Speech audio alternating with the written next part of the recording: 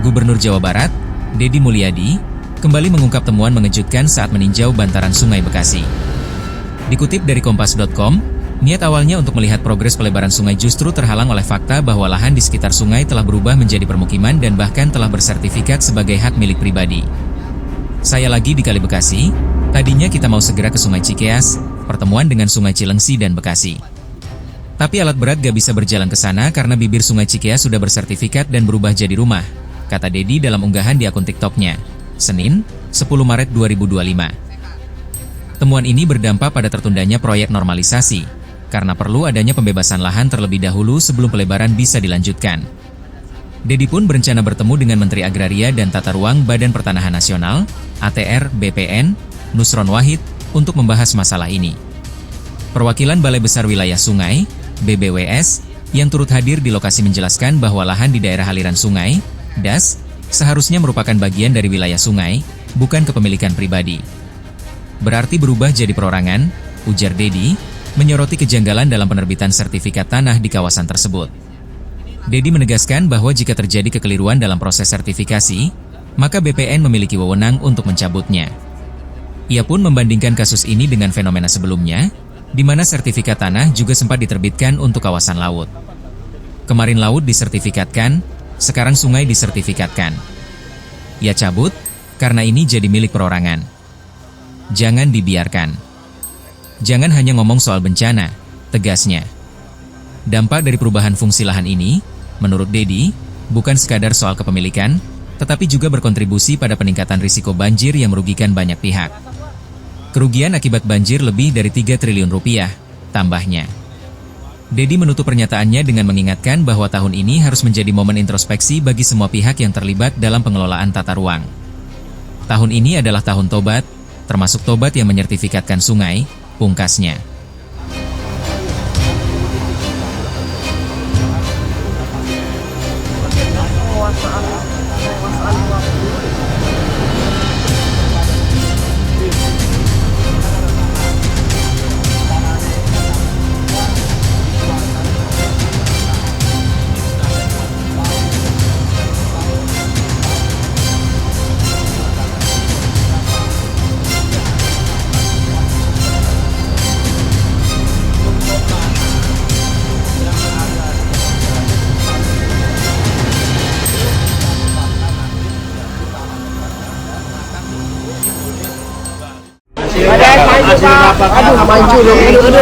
Kita sudah rapat dengan Menteri ATR BPN memberikan evaluasi yang luar biasa bagi Provinsi Jawa Barat untuk segera membenahi tata ruangnya. Yang kedua, mendorong RDTR-nya untuk segera berproses karena lama tidak berproses dan banyak daerah-daerah yang prosesnya mandek. Sehingga pada kesempatan ini kita mensinkronisasikan untuk pada ujungnya adalah untuk dua hal. Pertama, terbangunnya iklim investasi yang sehat. Yang kedua, terbangunnya postur lingkungan yang sehat. Sehat itu bebas penyakit dan bebas bencana. Ini kedua hal ini. Kemudian yang berikutnya adalah hal yang menggembirakan pada saat ini adalah ditemukannya solusi dari normalisasi sungai dan solusi dari terkuasainya ruang hulu oleh para pengembang. Nah, kemudian solusinya nanti akan segera dibahas minggu depan di Kementerian PUPR, sehingga kegiatan normalisasi sungai dan pelebaran sungai tidak akan terhambat oleh terbitnya sertifikat atau kepemilikan yang dikuasai melalui giring dan sejenisnya. Ini langkah-langkah strategik yang kita lakukan, yang insya Allah lah berbagai hal di Jawa Barat dan hambatannya bisa terselesaikan dengan baik berkat kerjasama antara Pemprov Jabar dan Kementerian ATR BPN. Kang, itu sejak kapan Kang terjadi perubahan tanah dari negara ke milik pribadi? Itu sejak Menteri Pak ATR yang jelasin. Boleh. Jadi gini, pertama soal isu RTR ini, ada 10 kabupaten di Jawa Barat yang belum merevisi dan tidak sesuai dengan kondisinya.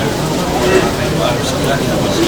Kerasan Pak? Kedua, target RTTR baru 17%. Ini yang membuat perizinan indikator.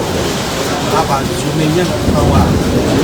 Oke, karena semua izin kegiatan apapun itu kan dimulai dari kegiatan kemanfaatan kesesuaian kemanfaatan luas. Karena diperlu KPR. Itu dia bilang penguasaan ruang hulu ya. Sampaikan sempadan sungai, bibir sungai kan ada tanah.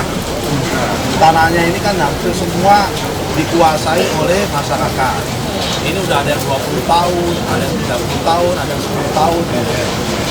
Nah, tanah itu solusinya apa?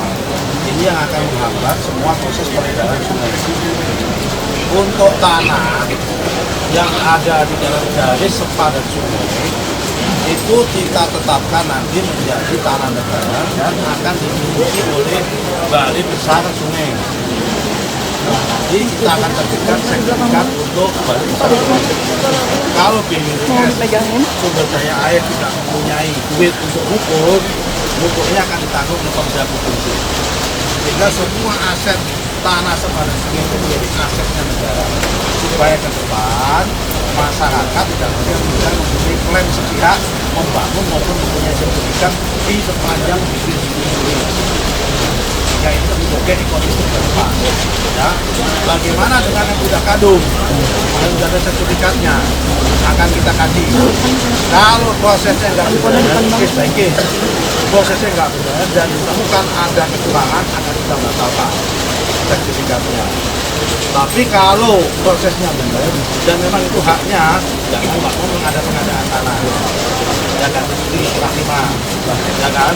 Tapi kalau memang itu tanah negara, prosesnya nggak benar, yang ngotot, ya mungkin kalau pada peredaran solusinya ada kerahiman, sifatnya kerahiman, tidak pakai appraisal, tapi kerahiman, karena itu bukan haknya.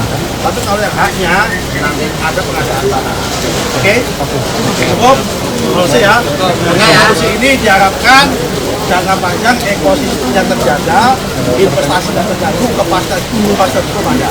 Kan soal water tank itu kan mungkin yang di Saya sudah minta wali kota karena itu ranahnya wali kota. Pak Wali silakan water tank. Ya, terkait dengan water tank, secara proses hukum kan memang sudah ada gugatan juga, tapi di proses itu memang dimenangkan oleh kita.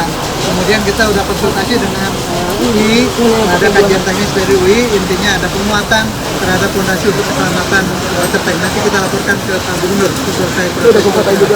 Berarti nggak jadi direlokasi ya Pak? Ke Pak Wali Kota, jangan biarkan rakyatnya mengalami ketakutan karena water tank. Ya. Kalau secara teknis misalnya bisa diperkokoh, dihilangkan rasa takutnya perkokoh saja. Ya, solusi. Berarti nggak jadi direlokasi Pak nanti? Kan tuntutannya direlokasi. Kajian setelah di Lemtek. Oh, Oke. Ya. Makasih Pak. Kang, tadi sempat tidak di awal Kang, itu temuan apa aja Kang di kantor Depok Kang? Tadi sempat keliling Pemkot. Ada sampah yang nggak ada sampah Ya, tadi di depan. keliling Depok, pesan saya satu ke Pak Wali Kota dan timnya agar pengelolaan kebersihannya ditingkatkan. Itu pesan. masih ke Pak Wali, laporan untuk warga Jabar, warga Bogor, warga Bekasi, Depok, Karawang, Kota Bekasi. Daerah aliran sungainya sudah ada solusinya. Pak Menteri dijelasin solusi tanah yang dikuasai oleh pengelola pemerintahan di daerah aliran sungai. Kalau tanah yang belum ada sertifikat, yang belum ada memiliki, akan disertifikatkan oleh Pemda Jawa Barat atas nama HPL-nya Balai Besar Sungai, BPGN. Kalau sudah ada kadung ada sertifikat, kalau prosesnya tidak benar dan memang bukan haknya, akan kita batalkan. Tapi kalau proses tidak benar dan kemudian itu adalah haknya dia benar, akan kita pertahankan. Tetapi kalau ada pengadaan tanah, maka ada dua solusi untuk pelebaran. Kalau sudah ada masyarakat sekitar dan dia tidak memiliki, bukan hak dia, nggak ada sertifikat. Kalau ada sertifikat salah, maka yang bersangkutan akan ada kehakiman tetap. Jangan tapi kalau dia prosesnya benar, maka akan menggunakan pengadaan tanah. Terima kasih.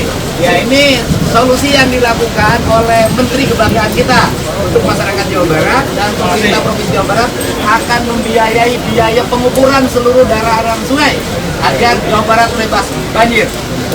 Terima kasih. Assalamualaikum. Kang, bener Kang. Ayo Kang. Tanggapan. Sedikit Pak. Iya. Diantar dong.